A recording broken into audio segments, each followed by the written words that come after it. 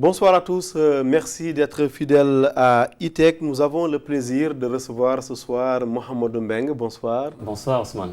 Merci infiniment de nous avoir reçus chez vous. Vous êtes le directeur général de GT Technologies.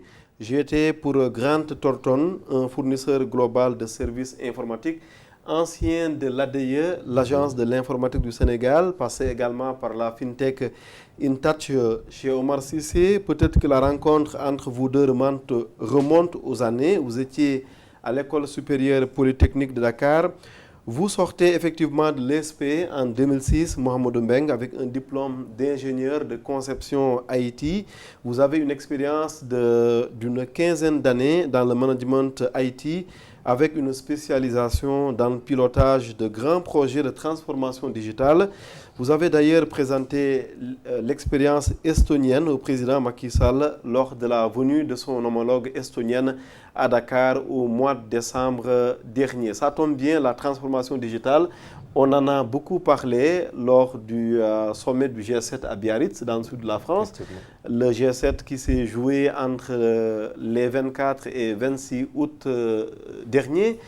Aujourd'hui, le fait qu'une problématique aussi importante que la transformation digitale soit discutée au sein du G7 avec des chefs d'État africains, dont notre Macky Sall, c'est une bonne nouvelle pour le continent? Oui, une bonne nouvelle, mais de toute façon, tout le monde l'a compris. Aujourd'hui, il n'y a pas de stratégie de croissance sans intégration du digital. Une étude récente de la Banque mondiale faisait état que les États qui réussissent cette transition numérique peuvent gagner 2 points de PIB et avoir 1 point de recul sur la pauvreté. Donc, oui, mais il y a d'un côté la compréhension et de l'autre l'action. Effectivement. Donc, dans le discours, je pense que le discours, il est beau et c'est une volonté qui est affirmée partout, mais dans la mise en œuvre, il y a encore des lacunes qu'il faut corriger. Et cela va de la gouvernance du système, de l'écosystème du numérique. On reviendra toujours à la gouvernance. Nous reviendrons là-dessus très certainement, en passant par la politique d'investissement, le cloisonnement des SI en silo, la conduite du changement qui est faiblement intégrée, mais surtout les business models. Parce que les projets de transformation digitale, c'est un voyage dans le temps. Il faut pouvoir soutenir les investissements dans le temps et faire évoluer l'ensemble des systèmes d'information en synergie avec l'environnement qu'ils décrivent. On a l'impression justement que le gros goulot d'étranglement ici, c'est la conduite du changement. Quand on parle de transformation digitale, le chef de l'État a beau faire des sorties pour prêcher la modernisation de son administration, mais toujours est-il que ça coince quelque part. C'est quoi le problème? Mais effectivement, parce que nous avons l'habitude de le dire, dans le mot transformation digitale, il y a un seul mot qui est important et ce n'est pas le digital. C'est la transformation. Et quand nous parlons de transformation, c'est partir d'une situation A à une situation B. Donc pour partir de cette situation A, il faut la connaître. Aujourd'hui, il est indispensable que nous fassions un état des lieux. Nous avons très récemment réalisé une étude où nous avons essayé de remonter les causes sources aujourd'hui des différentes problématiques. Vous, en tant que Grant Thornton Technologies. Oui. Et ce sont les mêmes problématiques qui reviennent sur la gouvernance, sur le cloisonnement des SI, sur la cybersécurité globalement. On en parle beaucoup, la souveraineté numérique, mais ce n'est pas encore intégré dans toutes les politiques qui sont mises en œuvre. La conduite du changement, mais surtout avoir ce système qui permette d'assurer l'orchestration entre les différents SI qui existent au niveau des différents départements administratifs. Oui, mais à force peut-être de faire des sorties, on peut s'autoriser à espérer que ça va changer un jour. Or, ce que je vois ou ce que je ne vois pas, c'est qu'il n'y a pas de diagnostic. Oui, je pense que si, les mots sont connus. Aujourd'hui, dans tous les secteurs, nous savons que le problème majeur est structurel. Mais est-ce qu'on a une géographie des blocages? Mais très certainement. Nous, dans l'étude que nous avons menée, nous avons de façon très précise pointé du tas Grant Thornton Technologies pour le compte du Sénégal. Oui. C'était à l'issue de la présentation que nous avions faite devant le président de la République et la présidente estonienne. De l'expérience estonienne? De l'expérience estonienne. Et nous avons mené cette étude pour voir comment nous pouvons nous inspirer du modèle estonien et partant de l'existant, construire un modèle sénégalais qui nous permette d'arriver à une e-administration qui est centrée sur les usagers, mais qui est orientée service. C'est en faisant cela seulement que l'administration, au lieu d'être un centre de coûts, va devenir un centre de profit. Or, le chef de l'État l'a dit dernièrement à Diamniadio, on a l'impression que l'administration est centrée sur elle-même au lieu d'être centrée sur les usagers. Non, mais c'est clair. Moi, je dis, tous ces projets que nous sommes en train de mener, pour juger de leur impact, il faut juste aller voir les usagers du service public au quotidien et leur demander si leur rapport avec l'administration a changé, s'ils sont plus confortables dans la façon dont le service est rendu. Tant que les usagers ne peuvent pas accéder de façon aisée au service public, tant qu'ils ne peuvent pas depuis chez eux avoir l'information, réaliser la procédure, procéder au paiement, nous ne sommes pas encore à une transformation digitale. Et quand nous parlons de transformation digitale, il y a un volet hyper important qui est l'amélioration du fonctionnement interne de l'administration. C'est hyper important d'optimiser les différents processus internes dans la communication, dans la façon d'interagir pour réduire les coûts de fonctionnement de l'administration. Après, il faut simplifier la façon de rendre le service public. Les usagers sont exigeants de nos jours. Ils s'attendent à avoir le service qui est très bien fait, de qualité et à moindre coût. Et disponible. Mais la disponibilité est une exigence. Elle est évidente. Elle doit être, pour le service public, elle doit être un droit universel. Oui, mais ce qu'on voit, Mohamedou, c'est que par exemple, pour ce qui est des hôpitaux, de plus en plus, au lieu de gérer un peu, disons, les visites à travers un système digitalisé pour rendez-vous, on préfère convoquer tout le monde à 9 h, sachant qu'évidemment, on ne peut pas prendre en charge tout le monde, on ne peut pas recevoir tout le monde à 9 h. C'est quoi le problème? C'est une question de volonté, de stratégie ou disons, un défaut de prise de conscience de la réalité? Mais c'est un tout. Je pense que les responsabilités sont à situer à plusieurs niveaux. Je pense qu'aujourd'hui, la volonté, elle est affirmée. Elle est affirmée par les plus hautes autorités. Aujourd'hui, il faut que le leadership maintenant soit exercé et de façon constante. Vous voulez dire quoi? Voilà, au niveau les plus hautes autorités, à travers le président de la République, le secrétaire général du gouvernement, doivent s'assurer d'avoir la cohérence globale dans la mise en œuvre des politiques d'informatisation. Mais or, la cohérence, ça semble aux abonnés absents. Oui, parce que tout simplement, quand je parle de ce leadership fort, il faut que tout le monde se mette dans les lignes. Quand nous avons certaines administrations qui pensent détenir le monopole des données qu'elles produisent et qu'il n'y a aucune instance de l'État qui les rappelle à l'ordre, nous n'aurons jamais un SI intégré de l'administration. Laxisme? Je ne dirais pas laxisme, mais je pense qu'il y a ce leadership-là qui doit être constant. C'est-à-dire s'assurer d'avoir les tableaux de bord, la vision d'abord, après les différentes orientations, décliner les différents projets à mettre en œuvre, mettre en place les cadres de mise en œuvre de ces projets avec des outils de suivi et évaluation qui remontent l'ensemble des indicateurs, mais surtout les impacts de ces projets sur les différentes parties prenantes. Quand nous arrivons à faire cela et que nous évaluons de façon continue, nous rentrons dans un cycle d'amélioration continue qui, si il est maintenu, nous permettra d'avoir les résultats escomptés. Mais oui, nous fournissons beaucoup d'efforts pour lancer des projets, mais après, ces projets, le système n'évolue plus, alors que la réalité, l'environnement évolue. Les utilisateurs deviennent de plus en plus exigeants, alors que le budget est inexistant pour assurer l'exploitation et la maintenance évolutive de ces systèmes. Donc c'est un tout, à la fois structurel, organisationnel, économique, avec des business models qui sont soutenables dans le temps, et après technologique. Et quand nous arrivons à la technologie, il faut arriver à faire jouer le rôle à l'ensemble des acteurs de l'écosystème. Cela va des startups aux petites et moyennes entreprises et grandes entreprises du secteur. Chacune de ces entreprises a sa partition à jouer. C'est en organisant cette symphonie-là que nous arrivons à avoir une économie numérique et que le secteur va se développer parce qu'ayant une partie de la commande publique, donc elles arrivent à capter une partie de cette commande publique à se développer et à innover pour améliorer le service public. C'est toute une révolution que vous nous annoncez là. Exactement, parce que quand nous parlons de transformation digitale, souvent les gens se limitent à la technologie. Souvent nous achetons quoi? Nous achetons des machines, nous achetons juste de la technologie. Alors que nous devons acheter de la connaissance et de la technologie à intégrer donc dans notre tissu, dans notre écosystème, à travers des startups, pour que demain, ce soit ces startups qui mettent à niveau nos différentes plateformes. Oui, mais des startups, on n'en manque pas au Sénégal. Nous n'en manquons pas. Mais que fait l'État pour vraiment aider ces startups-là, pour les renforcer et en faire des champions? Que fait l'État?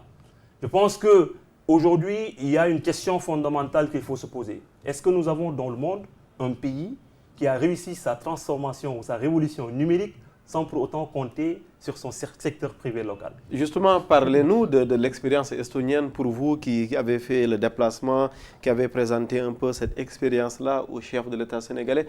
Quelle est la particularité estonienne par rapport à nous? Ouais, c'est d'abord la vision, parce que l'Estonie est un État indépendant depuis 1994. Et à partir de 1997, ils ont commencé à travailler sur leur plan de transformation. Ils ont misé sur le digital. Cela veut dire qu'en Estonie, il n'y a pas une politique qui est élaborée sans pour autant intégrer le digital. Après, cela se fait de façon progressive et incrémentale. Ils ont commencé par la partie e-governance, en facilitant, en fluidifiant les interactions entre les différentes administrations et les agents de l'administration. Parce que si l'agent de l'administration doit passer une journée pour avoir un acte auprès d'un autre département ministériel, c'est une journée qui est perdue pour son service et journée pour laquelle, du moins, il aurait dû servir des usagers du service public. Donc, ils ont travaillé sur cette partie e-gouvernance. Après, sur la partie carte électronique, il est indispensable de pouvoir identifier les usagers quand ils utilisent les services en ligne. Il n'y a point de révolution numérique sans une identification électronique forte. En Estonie, l'enfant est inscrit sur le registre d'état civil au moment même de sa naissance, à l'hôpital. Est-ce que ces Estoniens-là ne grandissent pas avec cette culture digitale, tout le contraire de chez nous, par exemple? Oui, mais ils ont investi. Et je reviens toujours à la stratégie. Il y a une vision derrière. Oui, quand ils ont fini de travailler sur la partie identité électronique, ce qui pouvait se faire même via le mobile, aujourd'hui, ils parlent même de e-residency. Ils sont allés très loin dans la question identitaire. Après, ils reviennent à la question de la sécurité. Parce que quand nous parlons aujourd'hui de transformation digitale, c'est un volet à ne pas négliger. Et quand vous bâtissez un tel système, après, il y a des sous-systèmes qui existent. Ils ont travaillé sur T-Road, qui est communément appelé X-Road, qui permet, c'est un système d'échange de données qui permet d'interconnecter l'ensemble des ICI de l'administration estonienne. Oui, la présidente estonienne nous parlait d'ailleurs d'une plateforme de données en ligne unifiée. Et l'Agence de l'informatique de l'État du Sénégal, avec la volonté du président Macky Sall, voudrait d'ailleurs aller un peu dans ce sens-là. Quels sont les préalables, les conditions que ça demanderait? C'est indispensable de toute façon. Quand nous avons fini de mettre en place les principes et les architectures générales auxquelles toutes les administrations doivent se conformer pour bâtir leur SI, il faut juste mettre un système qui permet d'orchestrer le tout. Quand une information est produite, elle est sauvegardée dans une base de données d'un département ministériel donné. Quand une autre administration en a un besoin, selon le niveau d'habilitation, elle doit tout simplement pouvoir y accéder. Quand nous parlons de e-administration, ce qu'il faut comprendre, c'est qu'il y a juste des principes à poser. Et ces principes sont simples à dire, mais dans la mise en œuvre, quand nous arrivons à les mettre en œuvre, c'est là où nous avons une véritable administration. Le défi, c'est la mise en œuvre. Voilà. Les principes peuvent être simplement, l'administration ne demande pas à un usager une information qu'elle aurait produite. C'est simple à dire, mais cela veut dire quoi? Le casier judiciaire, pour n'importe quelle procédure que vous faites, on ne va plus vous redemander le casier judiciaire. L'administration ne vous redemande plus l'état civil, le dossier, l'acte d'état civil. L'administration ne va plus vous redemander des informations auxquelles elle doit accéder. Donc, c'est-à-dire qu'il nous faut que tous ces systèmes puissent permettre de collecter les informations. Mais en partant de la mise en place de l'identité numérique. C'est indispensable. C'est la base. Non. C'est comme vous dites, vous avez un privé qui veut vendre des produits sans pour autant connaître les gens à qui il veut vendre ces produits. C'est également vrai pour l'administration. L'administration doit connaître ses administrés. Et quand nous arrivons à donner cette identité numérique, il y a énormément de services qui deviennent aisés. Le fait d'ouvrir un compte bancaire. À la banque, on vous demande un certain nombre de papiers, on vous demande la copie de la pièce d'identité. Alors qu'avec l'identité numérique, c'est la personne elle-même qui produit son identité depuis son téléphone mobile, par exemple. En Estonie... Simplement. Tout simplement. Après, quand nous avons fini avec cette identité électronique et que nous orchestrons le tout, maintenant, il faut travailler dans les différents secteurs. Vous avez parlé tout à l'heure de la culture, mais c'est un effort constant. En Estonie, en relation avec les banques, ils ont formé pas moins de 10% de la population sur comment ils peuvent se familiariser avec les outils digitaux. Mais ça demanderait une certaine conduite du changement-là. Or, cette conduite du changement-là, comment la conduire? Non, ça, je pense que c'est l'une des principales raisons d'échec des projets. Standish Group a produit un rapport entre 1994 et 2014 sur 3500 projets IT de plus de 10 millions de dollars de budget.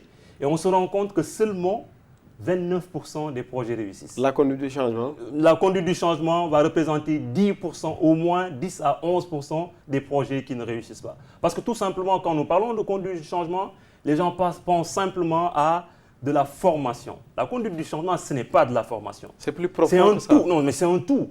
Quand nous voulons faire opérer un changement, nous devons maîtriser la situation initiale et définir un certain nombre d'indicateurs qui nous permettent d'évaluer dans le temps est-ce que nous avons les résultats escomptés. Après, il faut amener les différents acteurs, les différentes parties prenantes à intégrer ce changement et à être des acteurs de ce changement. Il ne s'agit pas simplement de les contraindre, non. Il s'agit de créer un mouvement d'ensemble pour que tout le monde aille dans la même direction et pour que les résultats escomptés puissent être atteints. En l'occurrence, que devrait faire rapidement le chef de l'État s'il veut faire adhérer les agents de son administration à son projet de modernisation? Mais je pense que c'est un tout. D'abord, il faut retravailler le cadre d'un point de vue gouvernance. Il faut mettre un cadre de gouvernance fort et qu'il puisse affirmer un leadership constant. Mais fort, ça veut dire quoi? Non, mais c'est avec un ancrage institutionnel et des moyens, pas juste financiers, mais légaux et réglementaires, qui permettent à cette institution de pouvoir garantir l'alignement stratégique des projets. Plusieurs départements... Vous préconiserez quoi pour être concret?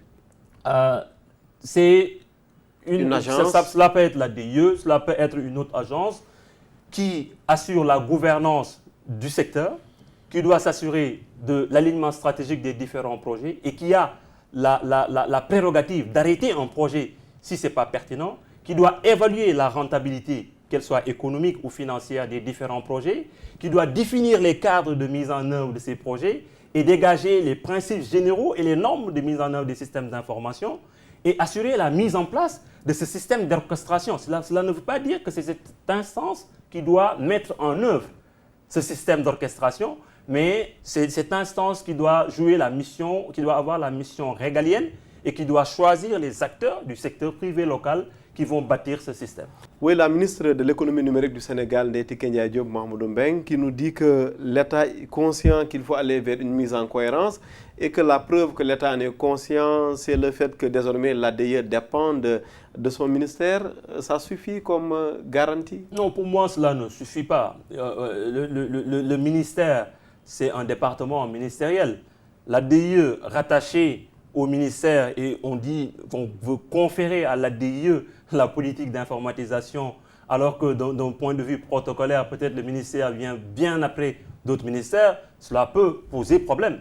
Il faut un ancrage plus fort. À un moment, c'était à la présidence de la République. Je pense qu'il faut nécessairement aller vers une autorité, voilà, mais qui ait les moyens. Sans les moyens, l'APIX. Voilà, c'est indispensable. Quand nous arrivons à mettre en place une instance qui est forte et qui a l'appui constant des autorités, je pense que nous pouvons arriver à cela. Après, il faut revoir les missions de cette institution. Ce n'est pas de faire, mais c'est de faire. Pour avoir une économie numérique, il faut avoir un écosystème qui participe à la création de valeur dans cet écosystème-là. Il faut donner une partie de cette commande publique aux startups, bien sûr en l'encadrant, mais surtout demain, c'est ça qui nous permettra de garantir notre souveraineté numérique. On a vu par exemple les sorties récentes et régulières d'ailleurs de Optic, l'organisation des professionnels des TIC avec Antoine Gomme, qui fustige souvent le fait que les gros marchés soient donnés à des étrangers. Le cas par exemple du très sensible état civil, vous en dites quoi? Oui, mais c'est un combat perpétuel. Je pense qu'aujourd'hui, il faut regarder autour de nous. Il n'y a aucun pays qui a su assurer cette révolution numérique sans pour autant compter sur son secteur privé. Mais est-ce que le problème de fond, ce n'est pas ce manque de confiance entre guillemets finalement? Mais cela ne devrait pas se poser. Mais sauf que ça se pose. Pourquoi cela ne devrait pas se poser? Parce que nous sommes quand même dans un domaine qui est de la technologie, qui est une science en fait. Nous ne sommes pas dans de la philosophie ou de la littérature. Et aujourd'hui, le défi n'est pas technologique. Le défi est d'abord structurel et organisationnel. Après, c'est les modèles économiques qui permettent de sous-tendre, de soutenir dans le temps les investissements et d'arriver à faire évoluer ces systèmes. Donc je pense que ce qu'il faut aujourd'hui, c'est que l'État réorganise ce secteur, mais qu'il y ait une préférence nationale dans certains sujets. Parce que nous avons des startups qui sont à même de délivrer les services. Nous avons de belles startups dans la logistique, dans les paiements. Il y a PAPS, dans les paiements, il y a African Payment Gateway. Il y a énormément de startups qui font un travail extraordinaire, Paydunia sur le paiement. Voilà. Donc aujourd'hui, si nous arrivons à donner une partie de la commande publique à ces startups, donc elles vont capter, donc avoir plus de CA, avoir la capacité à innover, à développer, à créer de la valeur et à innover davantage, mais cela va profiter à l'administration. Et c'est en faisant cela que nous créons une économie numérique. Mais si nous prenons tous les gros projets, nous les externalisons, quitte de la souveraineté numérique, quitte des coûts de maintenance, parce que ces systèmes, il faut les faire évoluer également. Oui, on a vu qu'il y a des pays, par exemple, qui ne badinent pas avec la souveraineté numérique. Je pense que l'exemple le plus éloquent serait sûrement l'exemple américain avec Hillary Clinton, qu'on a poursuivi en justice parce qu'elle aurait utilisé à la place de mails professionnels des mails privés. Le fait qu'une affaire comme ça atterrisse en justice, est-ce qu'on pourrait l'imaginer au Sénégal? Autrement dit, est-ce qu'on a cette culture de la nécessité de protéger nos données? Je pense que quand nous parlons de cybersécurité, il y a encore beaucoup de travail à faire. Quand nous parlons des écoles, des différents établissements, le centre de cybersécurité, c'est pour juste une partie de la population. Alors que quand nous parlons de cybersécurité, il faut travailler sur la cyberhygiène. Nous parlons beaucoup de souveraineté numérique et il y a la question même du cloud gouvernemental devrait être posée. Aujourd'hui, nous avons une multitude de clouds qui sont en train de pousser un peu partout dans les structures administratives, mais quitte de la consolidation de ces data centers. Voilà. Il nous faut avoir un cloud gouvernemental dans lequel les principes sont harmonisés et les différents ici intégrés. Ce n'est pas le cas avec l'ADE, non? Oui, l'ADE, je pense que travailler sur un cloud, mais qui aujourd'hui n'est pas généralisée. Elle serait impuissante d'ailleurs parce que l'ADE fait des sorties régulières pour dire que beaucoup de ministères ne suivent pas un peu. Par exemple, quand le chef de l'État a demandé à ce qu'on utilise les adresses gouvernementales, ça n'a pas toujours été le cas. Mais ça devrait être le cas. C'est pour ça que je dis qu'il faut un leadership constant. Un leadership, des sanctions, il faut quoi? Mais il le faut. Je pense que dans toute organisation, il doit y avoir des règles. Et quand les règles ne sont pas respectées, maintenant, il faut que l'État puisse montrer, voilà, imposer le respect de ces règles-là. Imposer comment? Mais il y a différentes manières de le faire. Si nous voulons utiliser la messagerie, il y a une autre question maintenant. Après, il faut s'assurer d'avoir le niveau de sécurité minimum qui est requis pour ce type d'infrastructure. Oui. Faire auditer par des cabinets externes. S'il faut faire évoluer la plateforme, la faire évoluer. Mais après, il faut tout simplement, voilà, imposer à ce que toutes les communications passent par ce canal. L'état civil, rapidement, on a vu qu'on a investi énormément là-dessus. Je pense que dernièrement, le ministre de la décentralisation a annoncé un montant de 17 milliards de francs CFA. L'état civil, gros casse-tête, malgré les années et malgré les enveloppes? Oui, l'état civil, je pense que nous tous, nous y sommes passés. mais nous peinons encore à trouver la solution parce que nous abordons toujours la problématique de l'état civil d'un angle technologique, alors que le problème n'est pas technologique. Le problème est avant tout organisationnel. Aujourd'hui, encore une fois, les différents centres d'état civil s'organisent comme ils peuvent. Ils essaient de mettre en place des systèmes qui permettent d'enregistrer les différents actes d'état civil, mais ce n'est pas suffisant.